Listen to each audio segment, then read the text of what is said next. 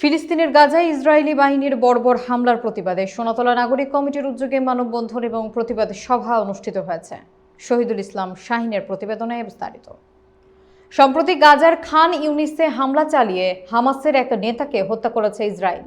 এর একদিন আগে নির্বিচারে বোমা হামলায় অন্তত 34 ফিলিস্তিনি নিহত হন।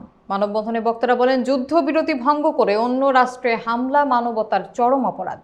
যখন বিশ্বের মুসলিমরা শান্তিপূর্ণভাবে রোজা পালন করছেন, তখন ইসরায়েলের বোমা হামলায় গাজার শিশুসহ বহু নিরীহ মানুষ নিহত হচ্ছেন। আমরা এই হামলার তীব্র নিন্দা এবং প্রতিবাদ জানাচ্ছি এবং অবিলম্বে হামলা বন্ধের দাবি করছি।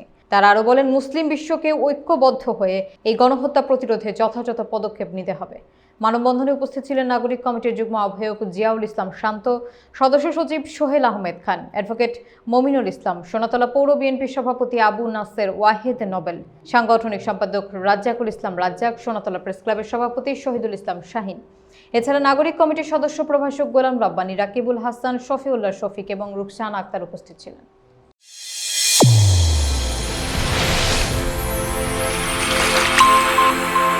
চ্যানেল A1 হৃদয়ের স্পন্দন।